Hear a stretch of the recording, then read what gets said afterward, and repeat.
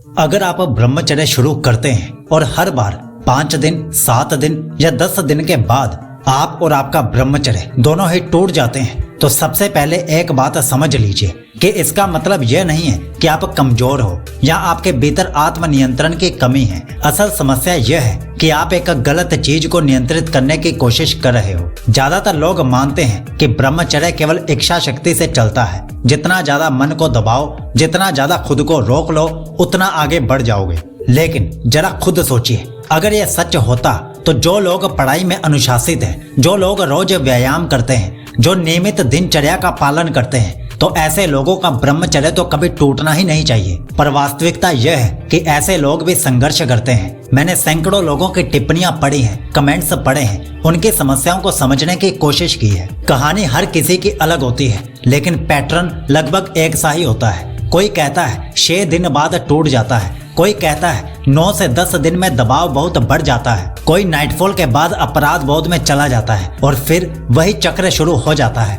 थोड़ा उत्साह, थोड़ा नियंत्रण, थोड़ा दबाव, फिर टूटना और फिर खुद से नफरत। अगर समस्या सिर्फ वीर्य नियंत्रण की होती तो यह चक्र सबके साथ एक साथ नहीं होता। सच्चाई यह है कि ब्रह्मचर्य एक सीधी रेखा में चलने वाली प्रक्रिया नहीं है, यह एक चरण आधारित प्रक्रिया है। हर दिन शरीर एक सा नहीं रहता, हर दिन मन एक सा नहीं रहता। कभी शरीर में उष्णता बढ़ जाती है, कभी ऊर्जा अस्थिर हो जाती है, कभी मन बिना कारण भारी हो जाता है और कभी अत्यधिक विचार आने लगते हैं। लेकिन हम हर दिन एक ही नियम, एक ही अपेक्षा और एक ही दिनचर्या में खुद को झोंक देते हैं। यहीं से 100 दिन ब्रह्मचर्य का लक्ष्य टूट जाता है। ब्रह्मचर्य का सही अर्थ यह नहीं होता कि आप अपने ऊपर ज्यादा से ज्यादा नियम थोप दो। ब्रह्मचर्य का अर्थ होता है यह जानना कि इस समय कौन सा चरण चल रहा है और उस चरण में क्या करना सही है और क्या बिल्कुल नहीं करना है। जब ब्रह्मचर्य की संरचना स्पष्ट होती है तो आपको रोज खुद से लड़ना नहीं पड़ता। आप केवल दिनचर्या का पालन करते हो और अनुशासन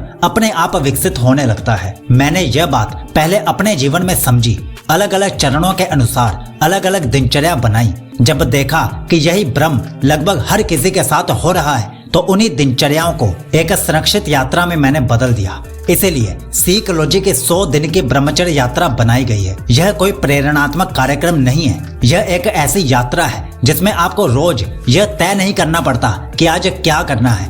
इस यात्रा में 14 विशेष ब्रह्मचर्य दिनचर्याएं हैं, मतलब 14 खास ब्रह्मचर्य के रूटीन्स हैं 100 दिनों के लिए, जो अलग अलग चरणों के लिए बनाई गई हैं। एक दूसरी मार्गदर्शिका है जो वीर्य और ऊर्जा को स्थिर रखने में सहायता करती है और एक छोटी सी ऑडियो गाइड है जो उन दिनों के लिए है जब मन सबसे अधिक भटकने लगता है, ताकि टूटने के बाद आप खुद को तोड़ने के बजाय अपनी यात्रा को सुधारना सीख पाएं। 99% लोग टूटने के बाद खुद को दोष देते हैं। 1% लोग समझते हैं कि संरचना गलत थी और उसे सुधारते हैं। 100 दिन ब्रह्मचर्य का लक्ष्य इसी अंतर के कारण या तो पूरा हो जाता है या फिर बीच में ही टूट जाता है। अगर आप बेतरतीब सलाहों और इधर उधर के वीडियोस देखकर थक चुके हो और एक साफ संरचित मार्ग चाहते हो तो इस ब्रह्मचर्य यात्रा का लिंक डिस्क्रिप्शन और पिन कमेंट में सबसे ऊपर दिया गया है। और यदि आप कुछ नहीं भी लेते, कम से कम आज से एक गलती कम कर दोगे, केवल अपनी इच्छा शक्ति को दोष देने का। सीकलॉजी आपको दिल से विश करता है कि आपका ब्रह्मचर्य शुभ हो, अटूट हो।